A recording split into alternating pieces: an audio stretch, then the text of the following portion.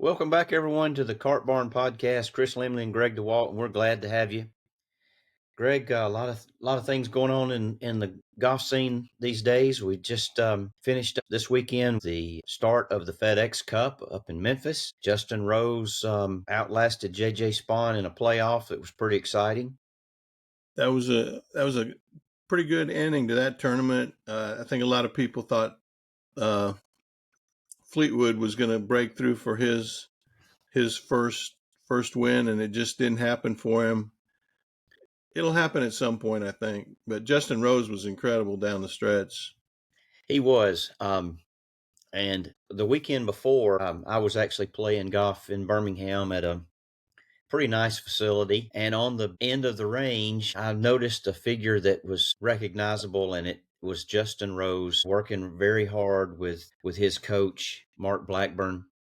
And I think Sepp Straka showed up for just a few minutes at the end of that too, but he was working really hard. And so hard work pays off. So congratulations to him. I think if you were on the first tee and JJ Spawn showed up with his clubs, would you think he would just beat your brains in? Maybe not before this year's success that he's had. Really didn't know anything about him till the Players Championship, where he kind of really broke on the scene for me. I mean, he's had an incredible year. He has. And the playoffs still should probably going on in Memphis. I don't know. He missed that putt that was fairly simple. It looked like it was fairly simple. Well, it probably was simple on Monday, Tuesday, Wednesday, Thursday, but Sunday afternoon in the playoff, he made a pretty good one just to keep it going though. So he did. But yeah, so he's had an incredible year, but he just doesn't look like that guy that would, be an elite player. Just no appearance. No, I agree. And then the U.S. Women's Amateur was this past weekend. Also, I think we only had one person from the state that was in the field. Scarlett Schremer. Yeah, made it through qualifying and then got beat in the first round. I know she's probably a little disappointed with that.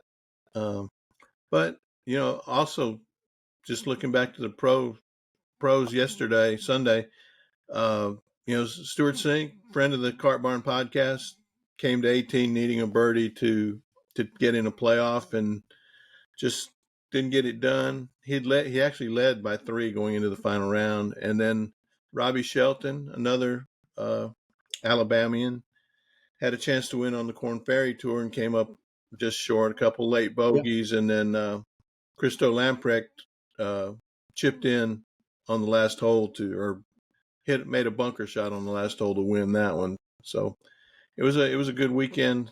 And we also had state match play was finished up over at Terrapin Hills in AGA event.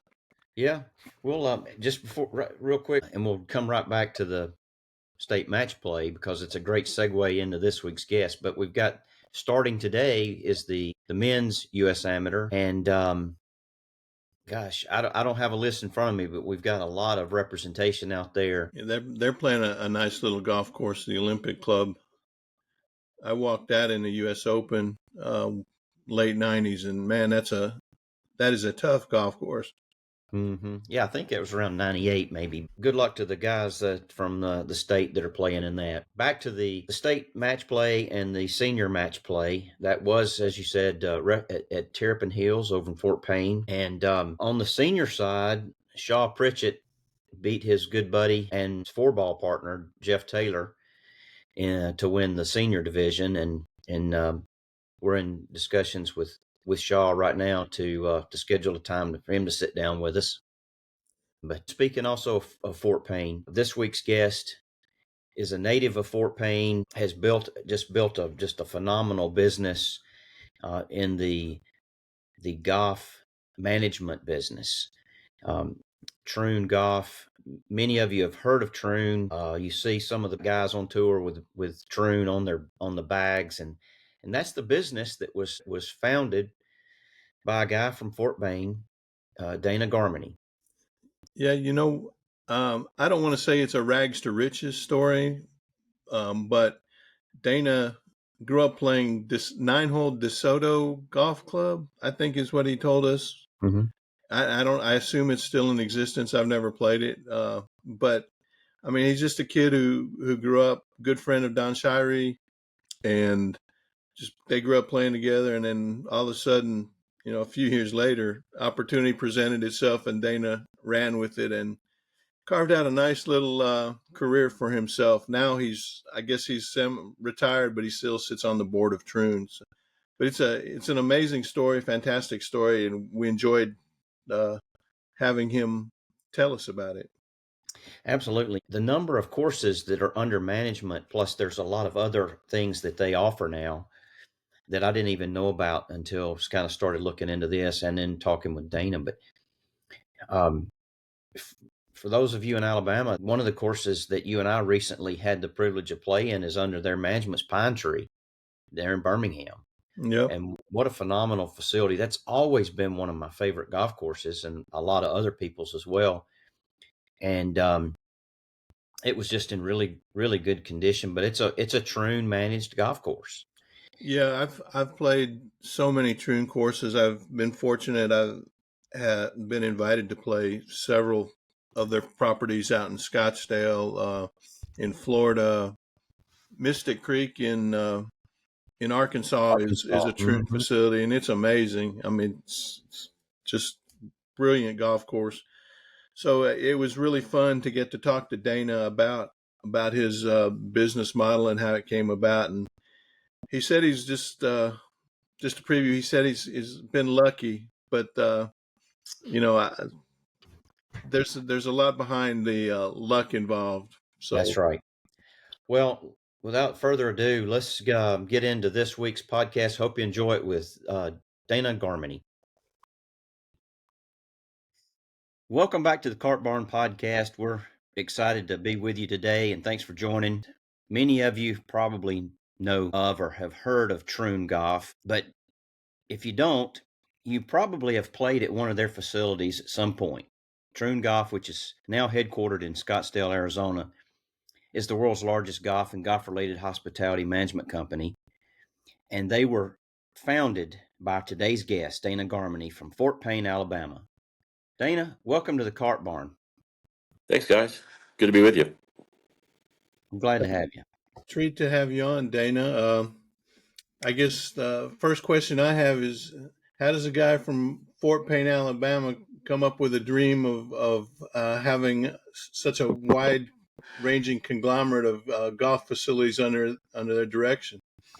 But a lot of it was pure luck. But yeah, it was growing up in Fort Payne, it was a bit of a different environment than today. But yeah, it's one of those things where being in the right place at the right time, and having a couple of ideas that worked, it made it okay. But you look, it's I'm not gonna sit here and say it was some perfect dream that I lived out. It was a lot of luck, a lot of being in the right place at the right time, as I said, and a lot of timing. Some of the timing stuff was perfect for it, so it worked out really great, and here we are. Although I'm retired, by the way, guys, I'm doing very little. I'm always on vacation every day.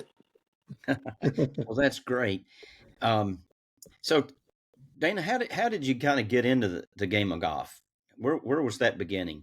Well, I mean, I think I grew up in a small town where there weren't very many people that played golf. We originally just had a little 9-hole club there, and then we have another golf course opened a few years later. But there were not that many guys that played, but there were a few, and some that a couple of guys my age played. We had a golf team in school, and I had a good friend named Don Shirey. I think you guys know.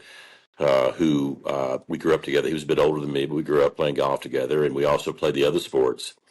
Because in Fort Payne, if you wanted to have a date, you better be playing a sport, because you can't be a non-jock in a little town like that. So you played everything. Yeah. So we did that, and then Don and I sort of when we were out of season of the other sports, we just started playing a lot of golf together. And there was a few decent players. We had a guy in town that played at Jacksonville State on the golf team. We had a guy in town that played at Alabama. So we had some people that played good golf. So we kind of modeled ourselves after that, and then moved on from there. And then we got better. I mean, obviously, we got enough to play a little bit of golf at a higher level, and Don higher than me. But from there, when I sort of figured out that my game wasn't going to travel well, at a certain point, I figured I'd better do something else, and so that's what led me here. Although my original path was to go to law school, so that didn't pan out because I liked being in the business of golf, and so that's where I ended up. When did you kind of first fall in love with the game? Because you, like you say, mentioned you were playing other sports too, and then kind of transitioned to golf. Well, we essentially with this little 9-hole club, Don and I would meet at 7 o'clock in the morning, and we would just circle that little 9 holes and play 54 holes a day. And sorry, we're in the flat pattern here in Flagstaff. Sorry, but we would just go around the golf course all the day, and somewhere around midday, his mom would drive up and drop hamburgers off for us. And we'd pick those up and keep eating and keep playing. So we loved it. We loved the individual aspect of it, and the fact that your own efforts or how it stood out. It wasn't a team effort; it was you individually, and we would just keep going. So I would say probably around 12 or 13, it became really important to us. And along about that time, I think Don and I both idolized Johnny Miller, who was on his really hot streak there, and starting in '72 through about '77, and we loved the way he played golf. We loved the way he hit his irons, and we just sort of watched that, mesmerized by his accuracy. And although we never got that accurate ourselves, we certainly liked to watch him play. And I mean, Palmer was obviously a part of it, and all those great players of that '60s and '70s era. Of course, you couldn't watch it on TV very much. It was hard to see very much of it. So you read the newspapers and you tried to figure out who played well, and you got the news when you could. It's a whole different world than it is today. But we certainly enjoyed watching the golf that was on TV. And we always watched the majors. We always watched the Masters, and we always dreamed of getting better and playing at a higher level. So that was kind of the thing that we did every day that we could when we weren't doing something else. Yeah. Don told the story on our podcast about you guys committing to hitting golf balls every day for a year. Yeah, and we did in the sleet and the snow and crap like that. But when you're that age, you're kind of impervious to almost everything. I mean, I get cold out. Anything under 75, I have a sweater on, and anything under 50, I'm not going to go there. So it's a pretty simple world for me now. But my golf now is played when it's absolutely perfect. Of course, you live in Arizona. Somebody said, "Do you have your umbrella and your rain suit?" I said, "I live in Arizona. I'm never using a rain suit. I'm never using an umbrella. If I have that, I'll play another day. It's 350 days a year. It doesn't rain here, so I'm pretty sure I could pick another one." There you go. I'm just going to assume that you and Don had some epic matches on those 54 hole days at a 9-hole golf course. Well, we did. I mean, Don was a bit older, so he was a bit better than me early. And then, really, an interesting story about Don, and I don't know if you guys got into this, but Don was a better basketball player than he was a golfer through high school. He was a walk-on at Auburn, and I always blame him. The reason that my golf career went longer than it should have was I was like, that guy's not that good, and he's on the tour. So, but what happened was Don went to Auburn and he started playing harder golf courses and getting the ball in the air higher and things like that. And so, he had I peaked out at about 19 with my golf game, and Don probably peaked out in his 30s, but he really became a really good player in his late 20s and into middle 30s. But he probably would tell you this, that he got on the tour too quickly, and his game wasn't really ready at the point he first got out there. And then when he kind of fine-tuned it later, he became a really good player, was in the top 10 in greens and regulation, really great ball striker, and just a good human being too, by the way. But it was just a fun time for us. And yeah, we had all sorts of matches, and everything was, we're playing Nicklaus down the stretch. When you're making up all these stories, and after you play 54 holes of golf, you go to the putting green, you putt and chip, and you do all these things. And I can't even believe my back stood up to it. I mean, I'm suffering today with hips and back from doing all that, but we had a great time. We sure did. We got a up close and personal view of his golf game on tour for a little while, didn't you? Yeah, but I think I was between college semesters or something like that. I think I went out there with him for a little bit, and Yeah. I think at that point in 1979, Don's game was about as good as my caddying. Neither one were very good, and they weren't tour ready. So we were thrust into something that we both neither one ready for. We had some great stories. I mean, there'd be stories of me giving him a golf club, him trying to take another one, and I'd pull the golf bag away from him and say, "No, you're hitting that one." So we had a lot of that kind of thing going on, and Don made a big transition in his golf game. Once he was smart enough to know that 79, 80, 81 time frame, the golf game he played with a really strong grip and hitting big hooks was not gonna go well, and so he completely made a transition to I would call more of a Johnny Miller grip, a weaker Bill Rogers grip, kind of that weaker grip, eliminate the left side of the golf course and play, because it's funny because Don, even though he was a little bit like me, even though he'd a draw, most of the shots got us in trouble was a block, because you're fearing the hook and you leave it to the right, so you can't have a two-way miss. And so he corrected that, and had a pretty darn good career there for 10, 12 years, and did well. So I'm very proud that he did that, and thankfully for me, it took me about 18 months to figure out that my game wouldn't travel well. And what I always talked about with my golf game was my A game was probably good enough. My B game was not near good enough, and you can't toss a 75 in the middle of a 4-round tournament. It just doesn't work well. And so Don could get the ball around when he wasn't playing well. And I think you could go back and look at some of the Tom Watson rounds when he played. He was probably the best at sort of gouging it around there when he wasn't playing well. Watson could hit 8 greens and shoot 70. He had that kind of ability to get the ball in the hole and scramble around when he wasn't playing well. And I think that's the biggest difference in sort of the elite collegiate player and the tour players, the guys that because hitting golf balls is a tactical thing. Playing golf's an art, and if you went to a range at a tour event or a college tournament, put a bag on everybody's head, everybody looks the same. But playing golf's an art form, and it takes being able to get the ball up and down, being able to be not frustrated, being able to do the things you want to do when you want to do it, and not being upset about those shots. And the guys that are successful certainly do that. Not that they don't have passion, they get upset, but they have some passion about it. But they also know to keep their head down and keep playing golf.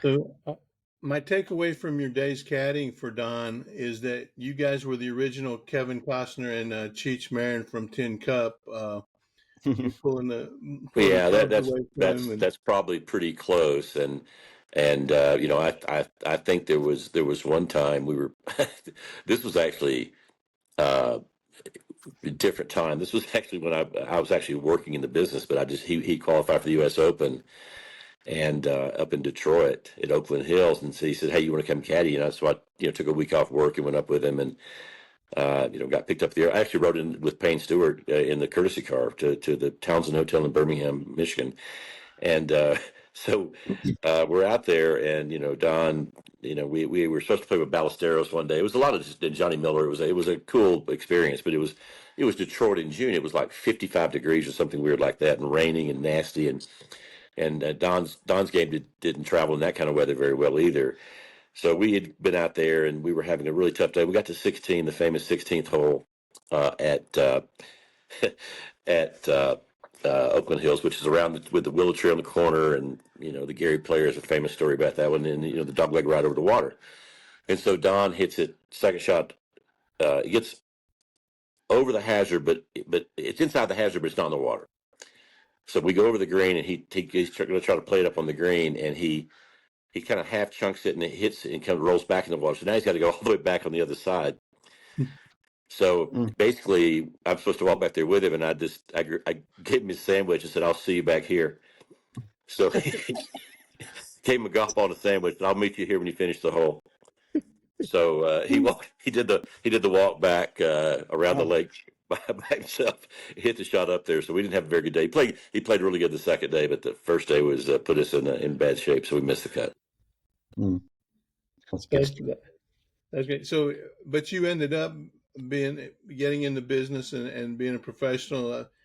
How was that journey begin? And well, for me. It began because I was a history poli sci guy originally, going to go to law school, and then I'm like, I think right about that time, I think it was, I looked up and saw that starting, this was about late 70s, and we were having the bad inflation under the Carter administration, and I looked up and said average first year lawyers were making about 20 grand a year back then. And I said, wait a minute, 3 more years of school to make 20 grand. That's not going to work very well for me. So I did the really smart thing. I went to work at Atlanta Athletic Club for $8,000 a year as an assistant golf professional over there, and did that for a very short period of time, and stayed in the business, and ended up getting a different degree in hospitality management after that. But the point was, I love being around golf, and once I knew that my game wasn't going to be at a higher level, and that's hard to accept. But the good news about having a little bit of brain power is realizing that you're getting your brains beat out by people, and that you should not continue to carry a dream too far. So very quickly, I was in the workforce. Put it that way. So you sorry about the plane noise. Got another no, plane good. coming in here. So you were at Atlanta Athletic Club, and then, if I understand correctly, you did transition over to Terrapin Hills back in I did. Fort Payne? I went back to my hometown and worked there for a bit. I mean, I was in Atlanta just for a very short period of time. Went over to Fort Payne, Alabama, back to where I grew up at Terrapin, and I obviously reconnected with a lot of people there. And I had an in there. I was too young to get that job, but I got it. And did that for a few years. Then I moved down to Birmingham to Woodward Country Club, which is an old club that was built in 1916 of all things. And the lucky thing that happened there is the golf course went through a renovation and a clubhouse renovation. So I'd actually been involved in a vertical construction and a golf course construction. So I had a little bit of experience beyond just being in the golf business. And so when my kids were at the age about to go to school, and I said to myself, I'm either going to stay here or I'm going to do something else. And I started applying for a couple of jobs, and I got down to the finals at 2 jobs. One was in Arizona, one was in Missouri, or actually in the Kansas side of Kansas City, in Prairie Village. And those 2 jobs were offered to me at the same time. And this was after I'd been in Birmingham for a number of years. And luckily, I took the job in Arizona because at that point I was able to then start a company shortly after I got out here, and that's kind of where it happened. But a lot of that was just all pure luck. But if I hadn't been offered those jobs, I probably would have stayed in Birmingham a lot longer because I didn't want to move my kids around when they were in school. Well, so tell us about getting out to Arizona, and was that at Trune North?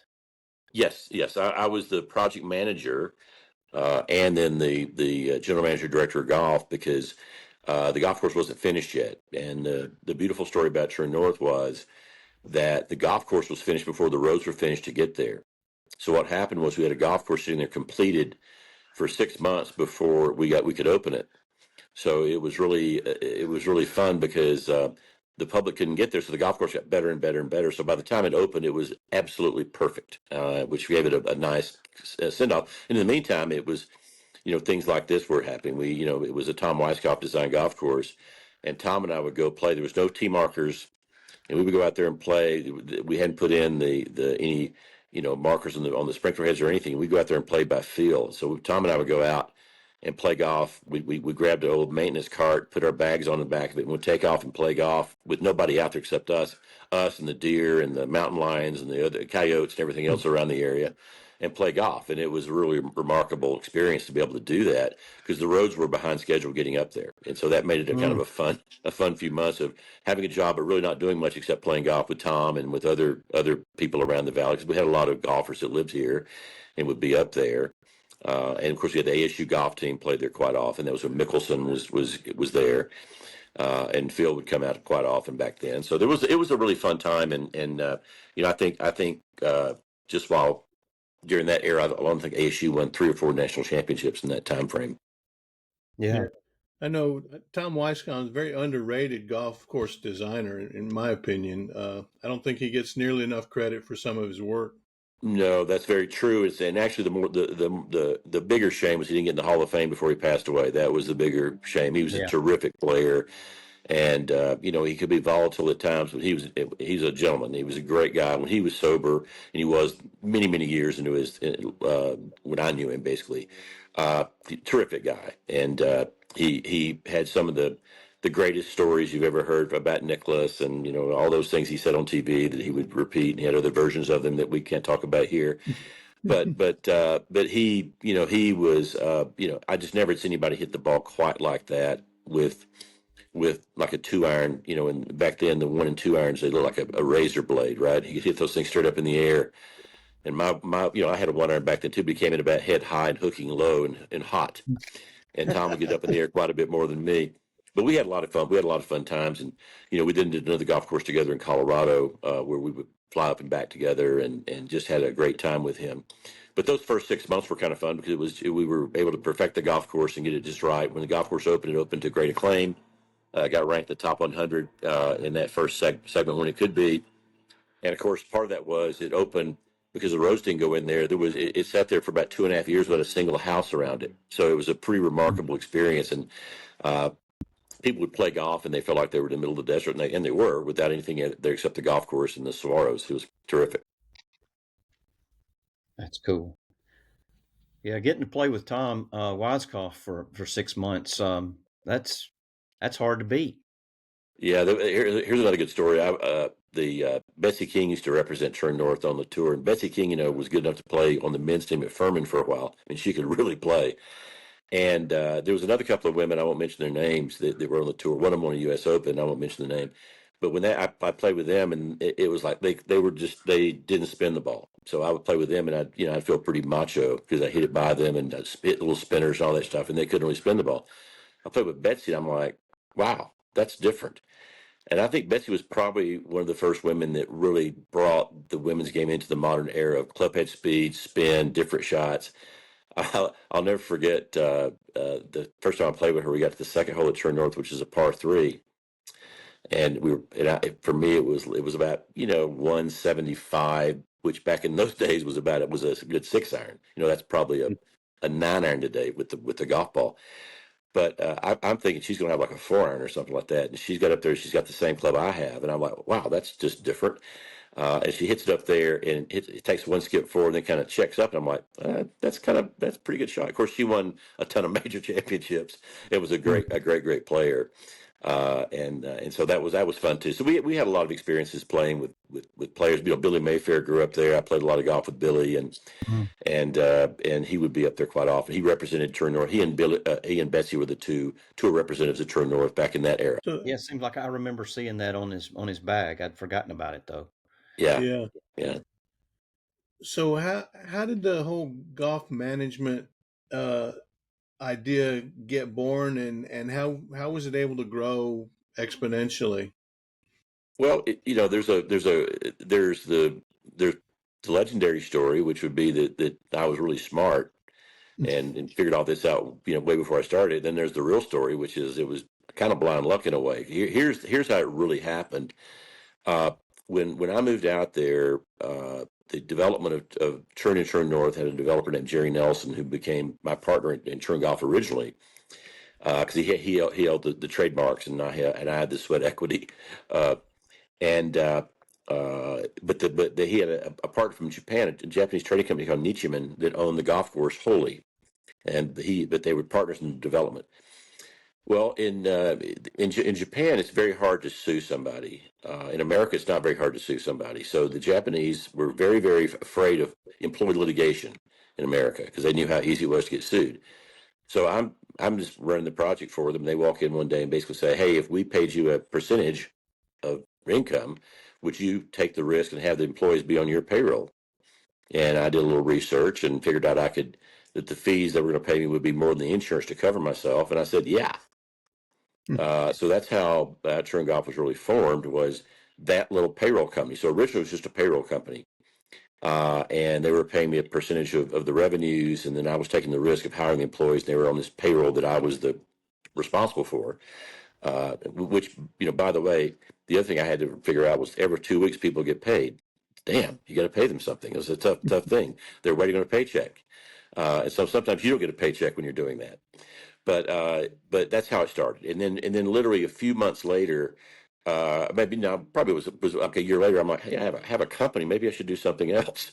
And so I basically, by that point, I started studying a little bit about hotel management. I knew kind of how the hotel business worked. And so I really just sort of started forming a company that kind of did the same thing. We would manage for other people. And so I did a second golf course in about 93, a third in 94. three more in 95. And so in 95, 96, I was 7, 8, 9 golf courses I was doing at that point. So, we'd had, a little bit of success, but we were tiny, we were just doing it. But of course, at that time, there was nobody very big in that business. So it wasn't very long before we had some credibility. And every one of those was hard, but then we got to about 20, and then it became, pretty easy to grow. Mhm. How does it how does the whole thing work? Do courses approach y'all about management? Do y'all approach courses? Well, in the early days, it was us approaching people. Obviously, we were trying to figure out how to make money and make payroll and hire more people, because part of the thing we did was we wanted to hire really good people. Basically my success is because I hired people better than me. There's an old saying that Mark McCormick of IMG said, if you look around your boardroom and you see a bunch of lightweights, then you're a lightweight too, because you're the one that hired them. So for me, it was always hiring good talent. So many times I would try to take any company profits we had and just hire more people and try to build the company up where there was a real infrastructure there. So essentially, what Troon does is just exactly what a hotel company does. You have the employees, you have the programs and the processes to do those things, and you report to an owner or a board or whoever you report to as that management company, and you're like giving them an insurance policy. But as we did that, we were approaching everybody at first. Once we had some size and we had a few nice properties, True North being, of course, the first one, we started getting calls ourselves, and then we started growing a little bit quicker. And then we did a deal where we started managing all the hotels for Westin Hotels, which of course now is a part of Marriott. Then became Starwood Hotels. Then they were bought by Marriott later. But we did all their original golf early on, so that was a big boost to us to do that. And then along the way we brought in some investors, and my original partner was bought out and went away, and then I stayed in, and we grew the company from there. Were those early days were courses reluctant to bring y'all in, or saying Well, we can do it as well as it anybody? Or depended. We were at first it was almost all developer based. Like, so a developer would be building a golf course, and they'd be like, "I don't want to mess with this at all. I'm a home builder. I'm a real estate developer, whatever. I want somebody to come in and build a golf course, open it, tell me how to make money or how to lose less money, because you've been through different cycles where that would happen." And so we did, our thing was early on, we only did really high end golf, and we were trying to be, so we always got a member for a day. We were trying to create an experience where public golf people could be treated like a private club and treated very nicely. Here's your fee, range balls are included. We're not no nickel and dime you here, do this, blah, blah, blah. That was kind of the original concept. We of course branched out into private, and, then even some city owned municipal stuff later on. But in the early days, it was always all, 4-star plus kind of golf that we did. And so developers would call us from sort of day one. I think in the portfolio, Troon actually was involved in constructing over 150 golf courses over its duration, because people would bring us in early on. We had a construction division, engineering division, so we had people that could do that expertise. So we had a lot of startups from the ground up. how did y'all manage the downturn in golf? How did that affect business? Painful. Well, there was a couple of them. There was the 9/11 thing where people stopped traveling, and there was a huge stoppage there, which was a different kind of stoppage. But there was a problem there in travel, and we had a big, by the time that happened in 2001, we had quite a bit of resort properties that were quite impacted by that. So that was more of a waited out. You just got to go through the cycle. People get on airplanes again, they do that. The 8, 9, 10, 11 thing was really tough, because you had everything from business travel being banned to people being scared to death about their savings and those things. So yeah, there was a lot of challenges during that time. But from a standpoint of EBITDA at an individual golf course, that was a very tough time. As far as growth of the company, it actually went the other way, because the people who are out there who are marginal operators who were able to do it on their own, let's say the mom and pop operation, all of a sudden we're in trouble. And we could buy things cheaper than they could buy things. We could move people around quickly. We could bring in a seasonal staff for them. So actually, we ended up having some hyper growth during that time frame, because some of the people that were on their own couldn't make it work. So they would call us in. So that probably by 9, 10, 11, we started really seeing some accelerated growth during that time. But there was a lot of suffering. Don't get me wrong. At the individual property levels, there was 30, 40, 50% drops in EBITDA during those time frames. I know as you guys were growing, success breeds other success, and then you have as they say, the ultimate flattery is imitation. So there were some other companies that started doing what you guys were doing as well. Yeah, there's a lot of a lot of companies out there today. When we were here's a good way to look at it. There's there's probably of the golf courses that have enough of revenue to consider what we do, which would be the more major golf courses. There's probably X thousand of those out there out of the 16,000 in America that would qualify to that. You take out the little non-holers and the stuff in the middle of nowhere, places that wouldn't really work. And then you say back in 1995, for example, a very small percentage of those were run by management companies, a very tiny amount. And today that's probably up in the 40, 50, 60% range now by management companies. Now, we obviously are way bigger than anybody else, but there are a couple of our competitors that are I think we have one, there's a couple of clubs that are companies around 150 to 200 golf courses. I think we're about 970. But there are other, and there's a lot of guys that do 50, 40, 30, 20. If you think about it, it's a little bit like the hotel business in the old days. If you go back many, many years ago, all the hotels were individually owned and operated. Then you started having the brands, whether it be the Holiday Inn originally, or then Marriott, then Hyatt, then Hilton, and then they consolidated and bought more people, and obviously all that. What you're doing is you're just playing the game of being able to buy things at a better rate, move people around. You have your own 401k program, you have your own insurance platform, you can do things cheaper on a health insurance basis. So all those are the things that help you grow along the way in that mass scale. But we still, the company still tries to operate where, there's a vice president at Troon that will operate, only 12 golf courses. So it's like a little management company in its own, within the big company. You're getting the attention of that one guy running that little 12-unit operation at the corporate level.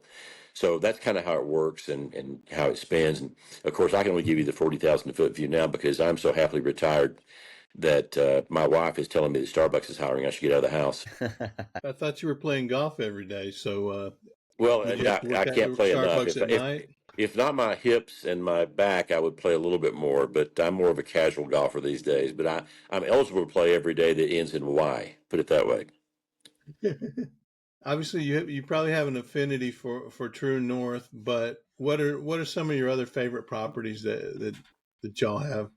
Well, we ran Turnberry for a long time before the president bought it years ago. They bought that in 2014,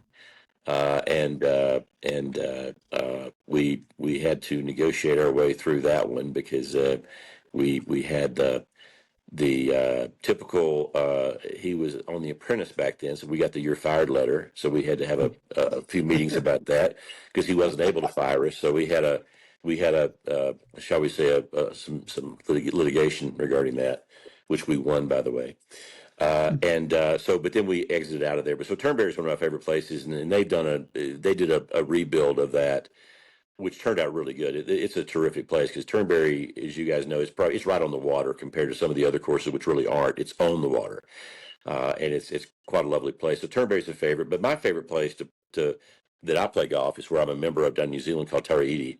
That's my favorite place on earth, and we don't have anything to do with that. But which actually, to be honest with you, I have more fun at places that we don't have anything to do with than I do if we do, because I'm the center point of, if I'm there, people say, hey, something's wrong over here, something this, something that. So I'd rather play places we don't operate, to be honest with you, because I don't have to worry about that.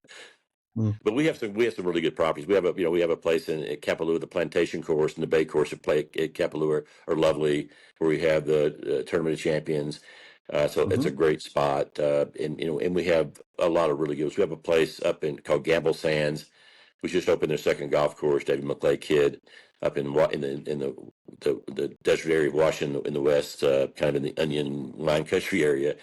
Terrific place. So we have some really, really good stuff out there. They're really good places, but we have so many now. I haven't seen all of them, of course, and I never will.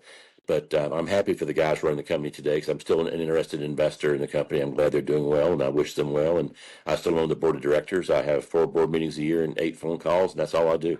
That's my so I have 12 I have 4 work days and 8 hours of work in my agenda these days. Lucky man. One of my favorite properties is Hammock Beach down in Florida. Yeah, Two it's a nice terrific one. golf Yeah, courses. yeah, it's very nice. It is. It is. It's in kind of it's in an area where not many people. It's kind of in that I call it a tweener. It's kind of in an area where it should get more traffic than it does because it's a lovely spot. But you have the sort of the TPC up on one side, and you've got the more South Florida stuff on the other side. So it's kind of in that not unknown place, but lesser known place. Yeah. Yeah, I didn't know till recently that that Troon manages Pine Tree. That's right. Greg and I That's right. just played there recently in a pro member, and gosh, the redo, it's fabulous. I haven't seen it since the redo. I did play a few Alabama Opens there Yeah. in the past. So yeah, it was always a fun golf course. You had to get through. I always remember that third golf hole. I think it was number 3 on the water there, Mm-hmm. and trying to not hit it in the water off the tee, and you'd end up pulling it to the left side over there and being kind of dead over there too. So you had a lot of ways to get. It had a big sharp dog leg somewhere too, as I recall, like 4 or 5, and then Yeah, the next hole, dog had a leg big left. yeah, and it had that funky par 5 down the hill, like 6, I think, you had to hit kind of a cut or something off the tee in the old days. Yeah, So there was a lot of, but still it was do. it was a good golf course. I think it was George Cobb originally, I think, who did that. I think. Correct. Yeah. Yeah. But yeah, Uh, it was in fabulous shape, and it's just Good, a lot of fun to play. Yeah. good to hear. Well, I if it's want to hear not, more guys, about Taraiti in New Zealand. it is the best place I've ever been to play golf, and that says I think it says a lot. So we have Tara Edie, which is a dope golf course. This is the private club, and then we have a private resort, 2 golf courses next door, one by Core Crenshaw, which is called TRI South, and then TRI North by Doak. So we have 54 holes of golf in the same location. It's a little bit like Spy, Pebble, and Cypress, and Tara being the Cypress part of it. It's crazy.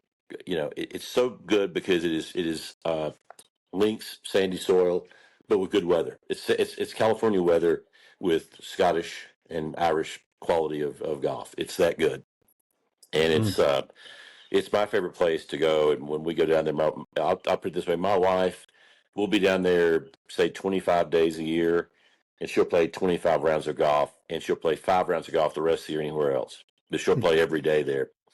Now, part of that's because she hits a little low hook, which goes a lot further on fescue in that kind of weather. So she does like hitting it further, and she likes being able to putt from 50 yards off the green as well. So that helps. She plays the ground game quite well. And she doesn't play out of bunkers or sand, so she doesn't get sand in her face and her shoes, so she won't play out of. So her caddy has to throw a ball out on the grass always. So she has the Amanda rules. But no, it's a terrific place, guys. It's the best 54 hole experience you'll ever find that close together. And I'm on the West Coast, so for me it's like going to Europe. It's only an hour further than going to Europe from the West Coast, so it's an easy trip for me. And something we enjoy. We'll be there for Christmas and New Year's this year, and then go back again for the member guest in early March. So this is my favorite place. Wow. Greg just got back from Scotland last week, actually. Yeah, So that was amazing. Yeah, where did you play over there? Did you Did play? not play Turnberry. Yeah. Did you play Muirfield? We played down around Gullin. We played North Okay, Berwick, some courses. that's great. In East Yeah, it's Lothian. good stuff. Good stuff. And then we went over to the West Coast and played Machrihanish and Dunaverty and called it a It's trip. like the first hole there in Machrihanish. How'd you like that? That's just was talking about it yesterday. Such a great opening hole. If you got that low left shot, you're playing off the beach or dropping. The best thing about Scotland are the caddies. They're so funny. I used to play a thing called the International Pro-Am years ago, and I would take members over there to play. So I played, I don't know, 4 or 5 years in the 80s, and I had this guy playing golf, and he was a left-hander, and he was what I would call a scooper. And you can't be a scooper when you play on fescue. You've got to strike down pretty hard to hit the ball. You can't pick it. So he was a 10 handicapper, but he was miserable there. He could not play at all. It was awful. And so he was a couple of different things that happened, but one of them was he says to his caddy, he says, "Can I get there with a 5-iron?" And the caddy says, "Eventually." Eventually. And then at the end of the round, this was the best line I've ever heard from a caddy. So he kind of feels bad. He'd been kind of tossing clubs and being kind of a bad guy to caddy, bad player for his caddy, and he he gets finished with it. So he's trying to apologize to his caddy for playing poorly and using a few bad words. So he says to his caddy, he says, "Johnny, have you ever caddied for an asshole bigger than me?" And he says, "Once."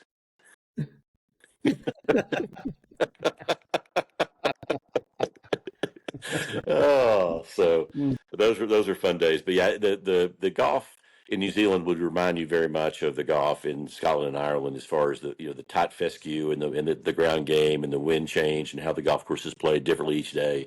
But you've got what I would call San Diego weather, which makes it just remarkable to be over there. Oh wow, Yeah. Yeah, it's that's that would be my ultimate bucket list trip, probably Australia and New Zealand. Just Yeah, if you go that far, might as well do both for sure. yeah. Yeah, the sand belt, obviously with Royal Melbourne and Kingston Heath and Commonwealth Metropolitan. There's great golf there in that Sandbelt area around Blackrock in Melbourne. mm. When you kind of look back now that you're retired, do you find it a little bit amazing that a kid from Fort Payne could, have the stature you have in the game today? Yeah, I mean, I think look, I was blessed to get a lot of good breaks, but yeah, I think back sometime I could be doing something far different today, and could be a struggling attorney in a small town, not making that much money, and playing golf on the weekends or whatever. Uh, and who knows? I mean, I've been very fortunate, so I do appreciate my roots very much. I still have a lot of good friends back there, from university and from high school, and still see them on occasion and tell some stories. I mean, all of our stories, we're all better than we used to be. We've all gotten a lot better at our athletics than we were. We were all more handsome in high school than we really were, and we dated the more pretty girls when we were, as we talk about it today, and our athletic prowess was incredible. Uh, but so everything gets embellished a bit, but happy to be where I am, and happy to have that background, and still have a lot of dear friends in Birmingham and in Fort Payne, and pretty much all over the Southeast. So I do get back there when I can, and love it. I've had a very blessed life, and happy to be where I am, and happy to be able to look back with some fun memories about this game, which has been so important to me. Yeah. I know you're a big Alabama fan. Do you get to many games? Yeah, we'll go to three this year. We'll go to Wisconsin, Tennessee, and LSU. We'll go to three. We have season tickets, and we've my wife always says, "Wow, honey, these tickets are really good for free." And I'm like, "Well, honey, these aren't. I assure you, these are not free. There's a reason that we get these. Just check the Amex card and the checkbook, and you'll see why the university loves us so much." Which which is your favorite hole at Terrapin Hills, and which is your least favorite hole at Terrapin Hills? Oh gosh, oh my gosh. Well, the worst hole used to be 16 before they made it a par three. So it's a little better than it used to be. 16 was the one that went over the hill, the blind tee shot, which is an awful golf hole. Uh, let's see. Good golf holes. Number 4, the par 5 along the creek. There was a pretty good golf hole. It was, the longest par 5 on the golf course, but you still could maybe get around it. So that was probably my favorite hole. Would have been 4 or 17. I think 17 was a really quality little downhill par 4 with a fairly tight driving area. You had to kind of position it in. There was a 3-wooder driver. Worst golf hole out there. Let's see. There's a couple that aren't great. 15, the short par 4 is not very good. 15, actually 14 is another good golf hole. 14 is a good golf hole. Let's see. On the front 9, 6 is not a very good golf hole. Had a kind of a hidden green. That was kind of a crappy hole. But hey, I didn't know the difference back then. I probably thought they were all good holes back then, especially if I could make a birdie or something. Yeah. 18's not very good. There's another one, but hey, it was where we grew up playing, so we had fond memories of it. I mean, but Terrapin Hills was such a step forward from where Don and I grew up playing at DeSoto Country Club, which was this little 9-hole thing that we would circle all the time. So we thought Terrapin Hills was like freaking Wingfoot. We didn't know the difference, and so and then we got to we started playing junior golf tournaments. We're like, wait a minute, there's a bunker in front of a green. You got to hit it over the bunker and then stop it. How does that work? And that's when back in those days, Don and I were rifling in four irons about head high and figuring out why they wouldn't stop, because we'd never had a bunker in front of a green in our lives. We'd never seen that, and so that was kind of a big growing up period when you start playing golf course. I remember the first big golf course we played as young men were kids. It was probably Olympia Spa down in Dothan, which was a brute back in the day, about 7,400 yards long. Back when with a lot of golf balls, 7,400 yards long. And the 9th and 18th holes were both like 490 uphill, and just a beast of a golf course. And you're like, wow, this is not what we're playing all the time. And so you finally kind of figured out we better make some changes here if we're going to be competitive at a collegiate level, and to be able to to play a bit better. So yeah, that was a great awakening for sure from where we started out. Yeah, for Olympia Spa, especially 18 going up Oh the my gosh. hill. Oh, crazy. And you got to Crazy. remember back at that time, 265 was a big tee shot. 265 was 265 uphill was a really big tee shot, which would leave you 230 in. So it was a lot of lumber being hit to that. And of course, everybody was playing with wooden clubs back then, persimmon clubs with an old Titleist wound golf ball or a Pro Staff or Hogan golf ball, whatever they were in those days. Oh yeah. Yeah. So, being from Fort Payne, did you ever rub elbows with the band Alabama? A little bit. I was out of there pretty quickly, so I've met those guys, and they used to be called. They originally were I think they were called Wild Country was their original name, and they're actually a rock band at first. So they transitioned from being kind of a rock band to cover band to they ended up in Myrtle. I think they ended up in Myrtle Beach was the story, and they started playing clubs up there and got pretty big, and then had a nice little run. For sure. So they're certainly the most famous people from Fort Payne, Alabama.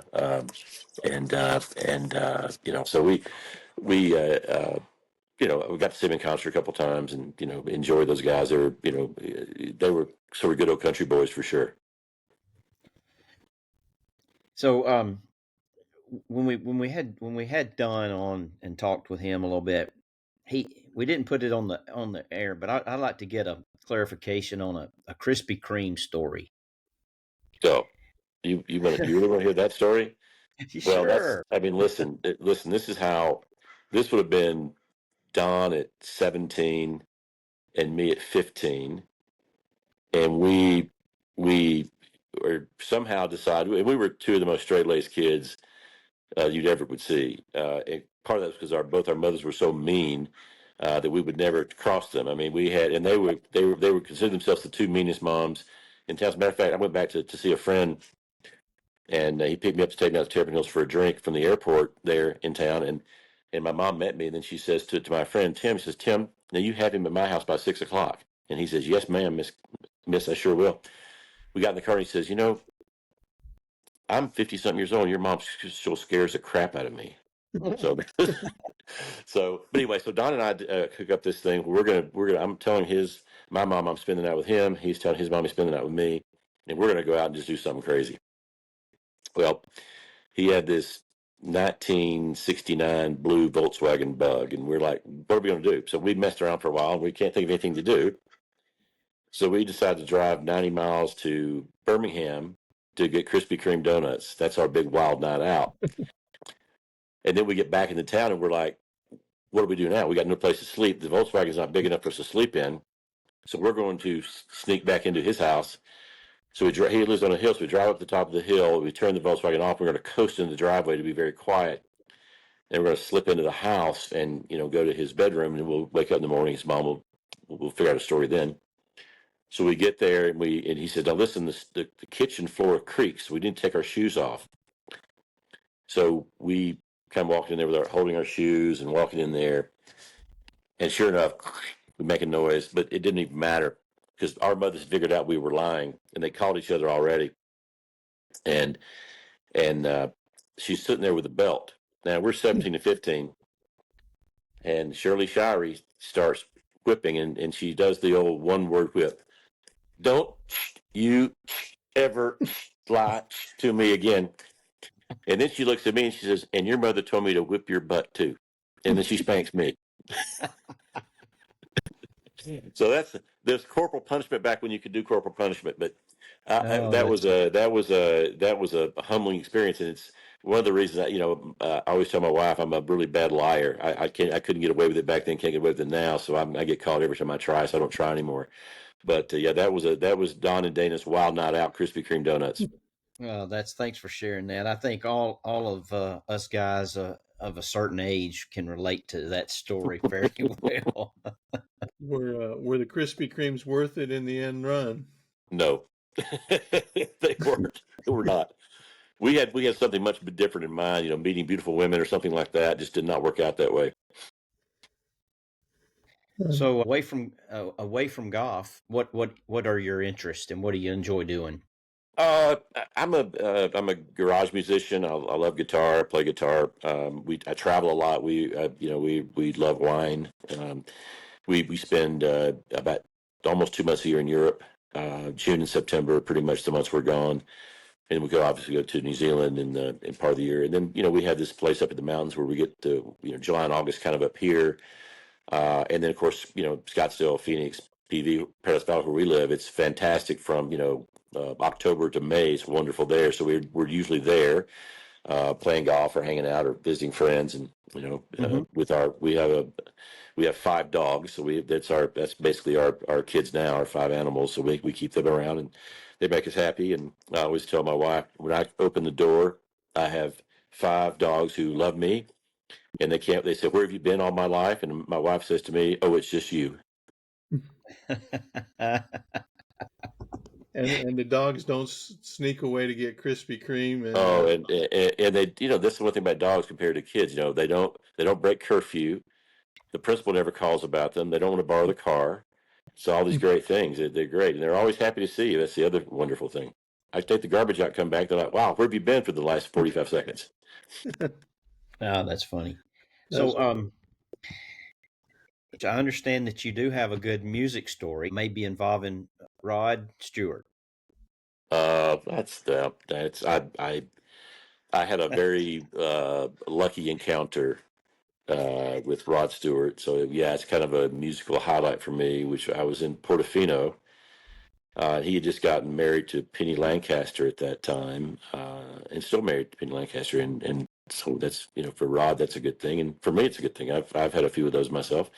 But no, so I'm in Portofino, and Rod just got married. His wedding, and so he is over in the village. We're up on a hotel on the side of the mountain, the hill there. And I'm down there, and this band's playing, and Rod Stewart walks up, and he's sitting there having a drink in this little bar on the cobblestone down there.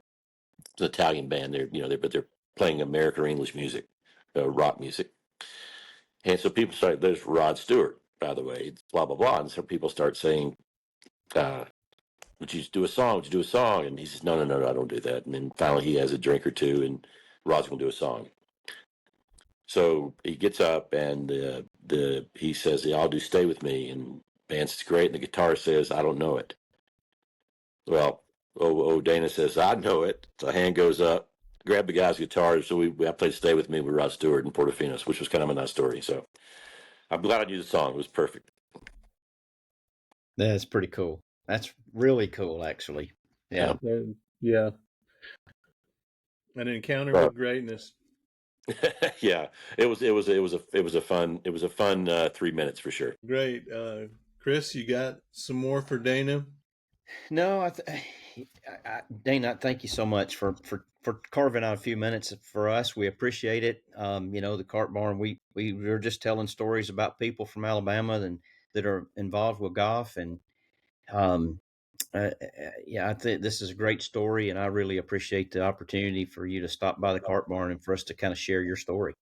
Well, it's good to talk to you guys. It's been fun, and it brought back. I'm surprised those stories made it through there, but I think I know where they came from. So I have to tell Don to kind of keep some of this stuff to himself. He was on the down low a bit further. But Don and I've I shared would a lot of never reveal. yeah. I'm fortunate to have Don as a friend. I've got some great friends back there. Bob Barrett from North Dakota. If you've ever had Bob on your show, you should. Bob is a great guy that's still on the Troon board as well. But we've had a lot of fun with our friends back there. Matter of fact, we were just back there. I was on the East Coast a bit and dropped in to see Bob at his Lake Martin house and dropped in to see Don in Gulf Shores. So it was fun to see them. Yeah. Right. Well, Dana, it's been a life well lived in the world of golf. Great to see people from Fort Payne, Alabama, doing so well and having done Yeah. so well and contributed to the game of golf. Trust me, I thought I might be working at Hosier Mill in Fort Payne a long time ago, so I'm glad I'm here. It's good to be here. You could be folding shirts in DeSoto Country Club, or making socks. Who knows? I mean, who knows what could have happened? I'm very fortunate and very lucky, and I'm really fortunate to have the life I've had, and I'm super excited about having more of it. So every day to me is a holiday, and every day is a great one. So I'm happy to be here. Well, thanks again, and we appreciate you stopping by, and maybe we can get you back on and tell a few more stories sometime. Anytime, guys. Let me know. Thank you. Thanks. Take care, guys. So we want to thank Dana Garmany for his time on this week's podcast. I thought it was a fascinating story to hear how his life in golf kind of evolved. And, he mentioned, I think he only plays golf on days it ends in Y, which that's the good life. And he doesn't just play local, man. He plays all over the world. So it was great talking to Dana, and hopefully we can get him back on at some point to talk a little bit more about Trune Golf and how it's kind of it changed the face of the golf business. I think I don't think I'm going out on a limb to say that. No, thanks, Dana. We appreciate you taking some time out of your schedule, and maybe it even taking you away from playing some golf, but for sitting down with us in the cart barn and visiting, and enjoyed that time. Please be sure to check in with us every week. We post a new podcast every Wednesday, and we're on all the places you get podcasts, and especially on YouTube. We're trying to build our YouTube channel up. We would appreciate it if you'd give us a thumbs up and a like there and a follow, and it would help us out a lot. And tell So, your friends. yeah. But thanks again for tuning in. Catch us again next week for another edition of the Cart Barn Podcast.